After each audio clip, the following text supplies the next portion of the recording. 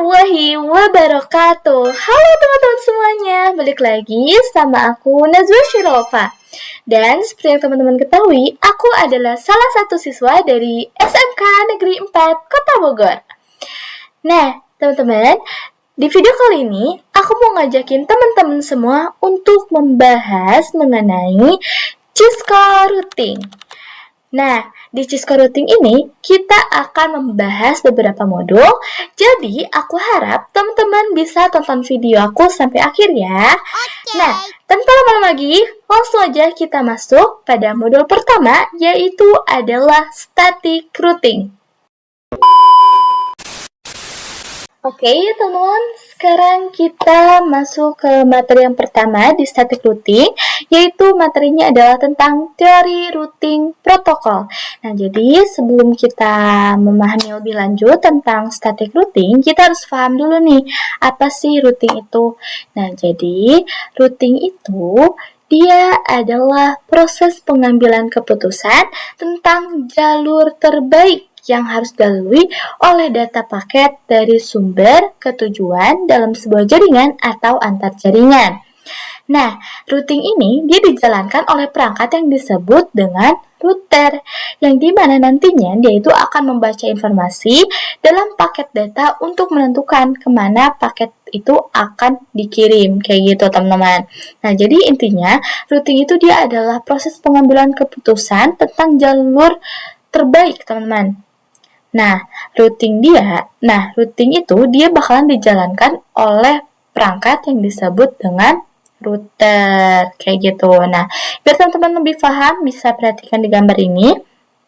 Nah, di sini misalkan PC ini dia ingin mengirimkan paket ke PC yang ini.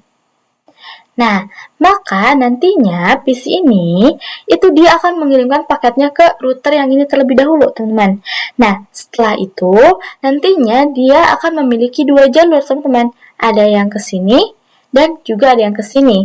Nah, si router inilah nanti dia bakalan nyari atau bakalan ngambil keputusan yang mana nih, yang jalur yang paling efisien atau yang paling dekat. Jalur yang terbaik yang mana? Nah, kalau kita lihat dari sini, yang paling dekat adalah jalur yang ini. Nah, maka nanti si router ini dia bakal memilih jalur yang ini. Nah, nanti berarti si paketnya itu akan dikirimkan ke router yang ini.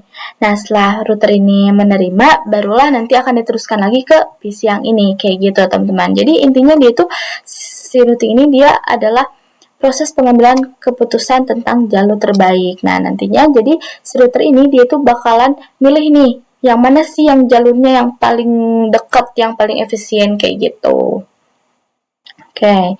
Nah, lalu selanjutnya di sini ada goals routing. Nah, jadi routing itu dia mempunyai beberapa goals, teman-teman. Yang pertama adalah menentukan jalur tercepat atau paling efisien untuk pengiriman data. Kayak yang tadi ya, jadi dia tuh bakalan milih nih yang mana sih yang jalurnya yang paling dekat atau yang paling efisien, kayak gitu. Nah, lalu yang kedua itu ada menghubungkan beberapa jaringan berbeda, baik dalam skala lokal maupun global. Jadi meskipun jaringannya berbeda, kita bakalan tetap bisa berkomunikasi, kayak gitu, teman-teman. Nah, lalu yang ketiga itu ada menghindari kemacetan jaringan. Nah, caranya adalah dengan memilih rute alternatif saat terjadi gangguan. Nah, jadi ketika si jalur utama ini dia memiliki gangguan, nah nanti dia bakalan pakai jalur alternatifnya, kayak gitu. Jadi nanti nggak bakalan tuh terjadi kemacetan jaringan, kayak gitu. Lalu yang keempat itu ada menjaga kestabilan jaringan, yaitu dengan sistem pengalihan rute jika jalur utama terputus. Nah, jadi kayak yang tadi ya, jadi kalau misalkan jalur utamanya itu ada gangguan atau terputus, nah nanti dia bakalan dialihkan si jalurnya, kayak gitu. Jadi nanti dia akan lebih stabil, kayak gitu, teman-teman. Nah, lalu selanjutnya di sini ada protokol routing. Nah, protokol routing itu ada 3, teman-teman. Yang pertama itu ada static routing, yaitu yang akan kita bahas. Nah, apa sih static routing itu? Jadi, static routing itu adalah routing yang dikonfigurasi secara manual oleh administrator jaringan. Nah, setiap rutenya itu ditentukan dan dimasukkan ke dalam router satu persatu. Nah, jadi kalau static routing ini kita harus konfigurasi secara manual, teman-teman, satu persatu, kayak gitu. Nah, lalu yang kedua itu ada dynamic routing. Nah, dynamic routing itu adalah routing yang dilakukan secara otomatis oleh router menggunakan protokol routing dinamis. Nah, router ini akan saling berbagi informasi untuk membentuk jalur terbaik secara otomatis. Jadi, kalau dynamic routing ini dia kebalikan dari static routing. Kalau tadi static routing itu harus dikonfigurasi secara manual, nah kalau dynamic routing itu kita dilakukannya secara otomatis, teman-teman. Jadi kita itu nggak perlu tuh konfigurasi satu persatu kayak gitu. Nah, lalu yang terakhir itu ada default routing. Nah, default routing ini dia adalah sebuah metode routing di mana semua paket yang tidak memiliki rute spesifik itu akan diarahkannya ke satu alamat tujuan yang disebut dengan default gateway. Nah, default routingnya adalah 0.0.0.0 kayak gitu, teman-teman. Gimana? Teman-teman udah paham belum mengenai routing? Mudah-mudahan teman-teman paham ya. Nah, sekarang kita bakal lanjutin lagi ke materi selanjutnya. Oke, teman-teman, sekarang kita langsung masuk ke pembahasan utamanya, yaitu mengenai static routing. Jadi, apa sih static routing itu? Jadi, static routing itu adalah teknik routing, di mana administrator jaringan itu secara manual menentukan dan memasukkan rute ke dalam tabel routing router. Nah, router itu akan mengikuti rute yang telah ditetapkan dan tidak akan berubah kecuali dikonfigurasi ulang. Jadi, intinya static routing itu adalah rute yang dikonfigurasi secara manual. Seperti itu, teman-teman. Oke, teman-teman, seperti biasa, biar kita lebih paham lagi, sekarang kita akan coba belajar dari sebuah contoh kasus di aplikasi Cisco Packet Tracer. Nah, karena router ini dia itu sifatnya adalah global, yang dimana itu berarti dia itu bisa menghubungkan dua jaringan yang berbeda. Berarti sekarang kita akan coba untuk membuat kasusnya adalah menghubungkan dua sekolah. Oke, nah berarti kita akan membutuhkan dua router, 1 dan 2. Oke, lalu di setiap routernya kita kasih satu klien kayak gini. Lalu kita sambungin dulu menggunakan kabel ke sini, lalu ke sini dan ke sini. Oke. Nah, misalkan ini adalah sekolah SMP dan ini adalah sekolah SMA. Oke, gitu ya, teman-teman. Nah, sekarang kita lanjut buat tentuin nih IP address-nya. Oke, kita tentuin dulu. Kita mulai dari router 0 dari interface gig 01.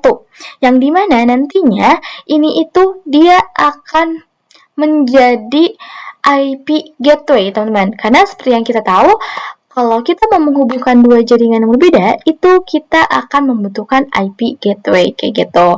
Nah, untuk IP gateway-nya misalkan adalah 172.16.10.1/24. Oke, lalu untuk PC-nya atau untuk kliennya adalah 172.16.10.2/24. Oke. Nah, lalu sekarang kita lanjut ke router 1, interface gig 01, IP-nya adalah 168.10.10.1, lalu /24. Lalu yang ini 168.10.2/24. Nah, kayak gini ya, teman-teman. 1, 2, 3. Nah, teman-teman, karena kita akan melakukan routing, jadi kita akan membutuhkan yang namanya IP next hop atau IP jalur. Apa sih IP next hop itu? Jadi, IP next hop itu adalah alamat IP dari perangkat berikutnya yang akan menerima paket dalam perjalanan menuju ke tujuan akhir, kayak gitu. Maksudnya gimana? Jadi gini teman-teman, analoginya itu adalah ketika kita mau naik kereta, misalkan kita mau naik kereta dari Bandung ke Surabaya. Nah, tapi kita itu gak ada tuh kereta yang langsung dari Bandung ke Surabaya. Nah, jadi kita terus melakukan transit. Misalkan rutenya adalah dari Bandung itu kita pergi ke Cirebon, lalu dari Cirebon itu kita pergi ke Semarang. Nah, dari Semarang barulah kita sampai ke Surabaya. Nah, maka Cirebon dengan Semarang ini dia adalah IP next hop-nya, teman-teman. Kayak gitu. Jadi, intinya IP next hop itu dia bukan tujuan akhir, melainkan dia itu adalah tujuan berikutnya yang akan dilewati dalam perjalanan menuju ke tujuan akhir, kayak gitu teman-teman. Nah, misalkan untuk IP-nya, untuk IP next hop itu, misalkan IP-nya adalah 10.10.10.1 slice, misalkan slice-nya adalah slice 30. Nah, lalu yang ini adalah 10.10.10.2 slice 30. Kayak gini. Nah, jadi nanti itu ketika PC0 ingin mengempat ke PC1, maka nantinya itu perjalanannya itu dia akan melewati jalur yang ini, teman-teman. Kayak gitu. Gimana? Paham nggak? Mudah-mudahan teman-teman paham ya.